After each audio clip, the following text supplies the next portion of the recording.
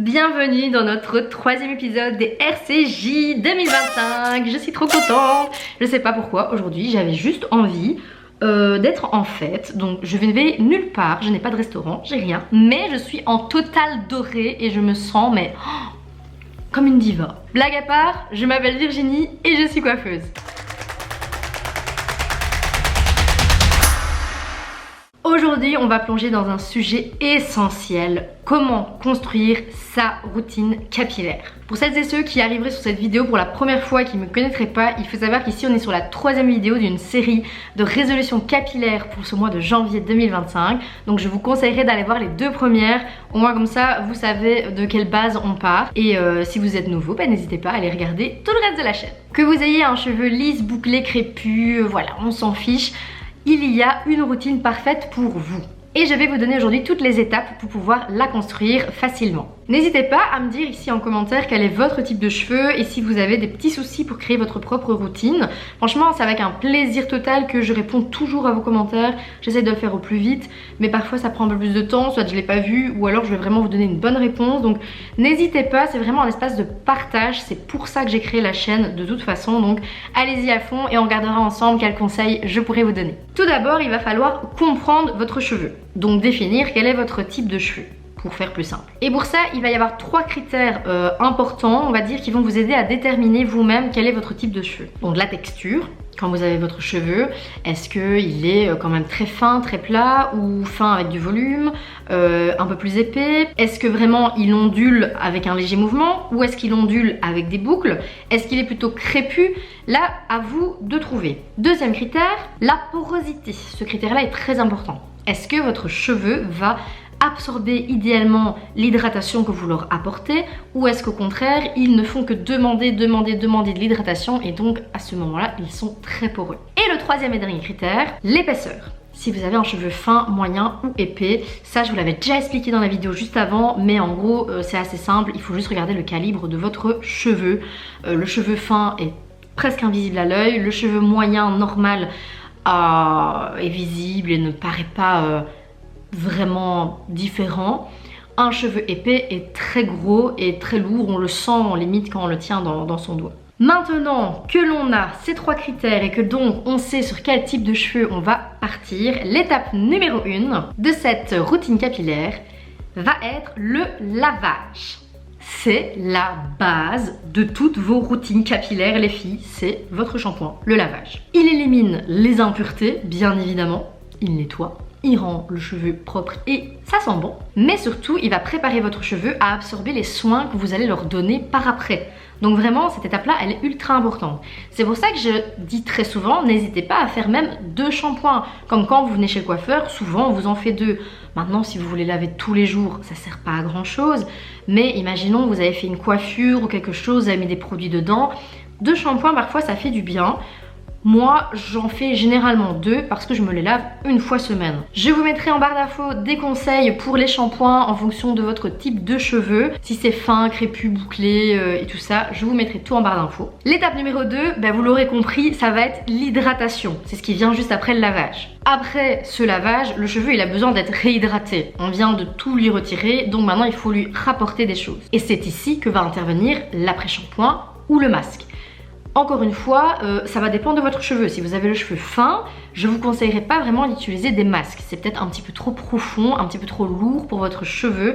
Ça risque vraiment de l'alourdir encore plus. Et si vous avez des cheveux fins avec très peu de masse, là l'effet plat il est garanti. A l'inverse, cheveux bouclés, crépus ou cheveux avec beaucoup de masse, même le cheveu fin mais qui a beaucoup de masse, là je peux vous conseiller un petit masque quand même, je dirais même un masque bien hydratant. Et je vais même nuancer un petit peu, si vous avez énormément de masse, là on part vraiment sur la crinière de Lyon, moi mon conseil c'est vraiment diviser vos cheveux. Oui ok, vous êtes sous la douche, vous êtes dans votre bain, mais au pire prenez une pince et appliquez le masque section par section. Vous allez vraiment voir la différence, bien le démêler et tout ça après, parce que parfois on a tellement de cheveux qu'on se rend pas compte que en fait limite si on prend notre chevelure comme ça en arrière, vous voyez un peu on tire tout, toutes les extrémités va y avoir mais l'intérieur n'aura rien reçu. Donc c'est une hydratation partielle et ça c'est pas ce qu'on veut. La troisième étape de ta routine capillaire 2025, ça va être la protection. Moi, je suis là pour la santé de votre cheveu et honnêtement, la protection du cheveu, c'est mon cheval de Troie, comme on dit. Protéger ses cheveux, c'est essentiel si vous voulez les protéger de la casse ou de tout ce qui va être agression extérieure. Donc ici, on va parler de produits leave-in, d'huile, de spray thermoprotecteur, enfin toutes les choses dont je raffole. Encore une fois, en barre d'infos, je vous mettrai un petit peu 2-3 produits que je conseille, à savoir que je conseille quand même pour tout ce qui va être cheveux un peu plus fins ou avec un peu moins de masse, de plutôt privilégier des sprays que des produits en gel. Juste, voilà. À l'inverse, pour tout le reste, vous pouvez utiliser les deux, ça fonctionne très bien. Et petite astuce pour les cheveux un petit peu plus crépus ou plus bouclés ou avec un peu plus de masse, c'est de sceller l'hydratation quand vous avez tout terminé avec encore un petit peu d'huile. Et là, je vous conseillerais de l'huile de jojoba, j'aime assez celle-là, ou l'huile d'argan. Et en plus, ça sent bon. Quatrième étape, le coiffage. Après le lavage, après l'hydratation et après la protection, on va un peu coiffer nos cheveux. Enfin, ça va dépendre de vous. Il y a des gens qui ne se coiffent pas du tout après, ils préfèrent laisser leurs cheveux comme ça naturellement, ils donnent un petit coup de peigne ou pas, ça dépend. Mais si vous voulez un bon cheveu en bonne santé, je vous conseille de mettre cette étape-là dans votre routine. Pour moi, le coiffage, il est obligatoire. Parce qu'ici, mon objectif, c'est de sublimer votre cheveu sans l'abîmer. Donc moi, personnellement, je sèche toujours mon cheveu. Si imaginons je les lave au soir, déjà, hors de question que j'aille me coucher les cheveux mouillés. Ça, c'est un non catégorique de ma part. Vous n'allez pas vous coucher avec les cheveux mouillés. Mais non. Quand j'ai vraiment une énorme flemme, ce que je fais souvent, c'est que je vais les peigner d'abord dans le sens de mon coiffage et ensuite je vais juste sécher mes cheveux comme ça, en ayant mis bien sûr mes produits protecteurs juste avant. Je vais les sécher, je vais bien démêler et je vais faire en sorte d'avoir vraiment et ma racine et mes longueurs sèches. Je vais soit faire une petite tresse ou alors les laisser vraiment relax pour la nuit. Et au matin, je vais remettre un petit peu de spray et je vais recoiffer. Soit je vais styliser vraiment avec ma brosse et mon sèche-cheveux, soit je vais utiliser un lisseur, un boucleur, quelque chose. Mais je vais faire un coiffage dans mes cheveux. Déjà parce que si vous vous lavez les cheveux un peu moins souvent dans la semaine, ben les coiffer, ça va vous permettre d'avoir une coiffure qui tient et donc tous les matins vous ne serez pas obligé de repasser avec un fer ou autre, ce qui est très mauvais pour votre cheveu. Mais en plus, clairement dormir les cheveux mouillés, comme j'ai dit, c'est la pire des erreurs, hein. Il y a des frottements, c'est le cheveu interne, cassant, ça n'a rien de bon. Donc coiffez vos cheveux s'il vous plaît. Après, je sais qu'en fonction du cheveu, c'est pas facile et c'est pas la même routine. Mais un cheveu très fin, juste un petit coup de sèche-cheveux. Vous n'êtes même pas obligé de le mettre très chaud parce que si le cheveu est vraiment très fin, on va pas l'agresser plus que ça. Le cheveu bouclé, écoutez, vous pouvez toujours les faire au diffuseur. Vous prenez un sèche-cheveux normal, vous mettez un diffuseur, embout universel, vous faites un petit peu de séchage.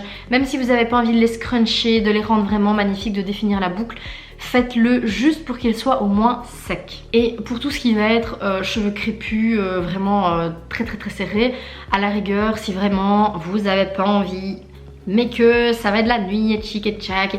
Bref, je veux pas que vous ayez vous coucher les cheveux mouillés également. Ce que je vous conseillerais à la rigueur, c'est mettre des produits hydratants dedans et de faire des coiffures protectrices, un peu comme les twists ou les...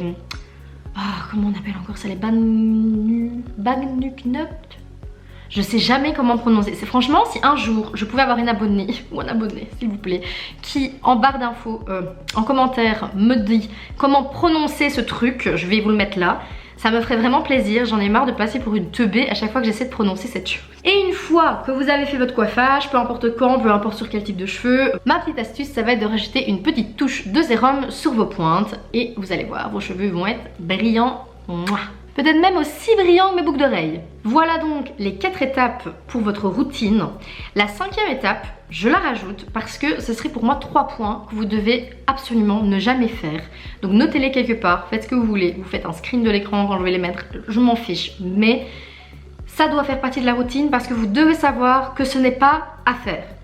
Ne pas rincer correctement ces produits, donc les shampoings, l'après-shampoing et tout tralala, ne pas rincer correctement, ne faites jamais ça. Utilisez des produits qui ne vous correspondent pas, des produits qui alourdissent votre cheveu ou autres, qui les assèchent, interdit. Et enfin, oubliez de protéger ses cheveux contre la chaleur ou contre les frictions. Ça, je vais vous tuer si vous le faites. En bref, une routine capillaire se dispose de plusieurs étapes. Le lavage, l'hydratation, la protection, le coiffage bien évidemment. Et si vous faites ces 4 étapes et que vous les adaptez avec des produits qui sont faits pour vos cheveux, je peux vous dire que vous allez voir une différence de malade. J'espère que cette vidéo vous a plu, moi ça a été un plaisir de la faire, j'ai hâte de vous voir la semaine prochaine pour la dernière vidéo de ce RCJ de janvier. En attendant, je vous donne rendez-vous lundi prochain et je vous souhaite de prendre bien soin de vos cheveux.